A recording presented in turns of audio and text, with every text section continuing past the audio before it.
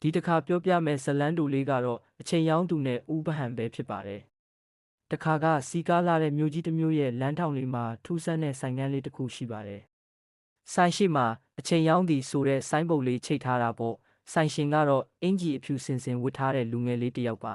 ။လူတွေကရေစရာမှတ်ပြီးကြော်သွားကြပေမဲ့တနေ့မှာတော့စီးပွားရေးအလွန်ပြပြနေတဲ့ဦးဗဟန်ဆိုတဲ့လူကြီးတစ်ယောက်ဆိုင်ထဲကိုဝင်လာပါတယ်။မင်းကအချိန်ရောင်းနေဆိုတာတကယ်လား။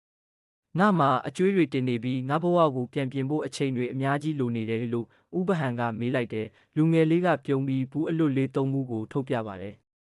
ကျွန်တော်မှရောင်းဖို့အချိန်၃မျိုးရှိပါတယ်အတိတ်ဘူးဒါကိုတောက်လိုက်ရင်ခမည်းမခဲ့တဲ့အမားတွေကိုပြန်ပြင်နိုင်မယ်နောက်တစ်ဘူးကတော့အနာဂတ်ဘူးဒါကိုတောက်ရင်ခမည်းဘယ်တော့ချမ်းသာမလဲဆိုတာကြိုးသိရမယ်နောက်ဆုံးတစ်ဘူးကတော့ပြစ္ဆုတ်ပံဘူးဒါကတော့အခုလက်ရှိအချိန်ကိုတန်ဖိုးထားတတ်စေမယ်ဘူးပါဦးဗဟန်ကလောကကြီးနဲ့အတိတ်ဘူးကိုယူဖို့လုပ်ပါတယ်။သူမားခဲ့တဲ့စီးပွားရေးအမားတွေကိုပြန်ပြင်ခြင်းလို့ပါ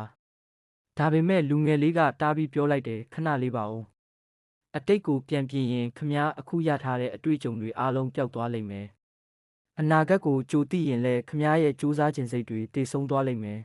။ဦးဗဟန်တွေဝေသွားပါတယ်။နောက်ဆုံးမှာသူကပြစ္ဆုတ်ပံဘူးရဲ့ဈေးနှုန်းကိုမေးလိုက်တဲ့အခါလူငယ်လေးကဒီဘူးကအခမဲ့ပါ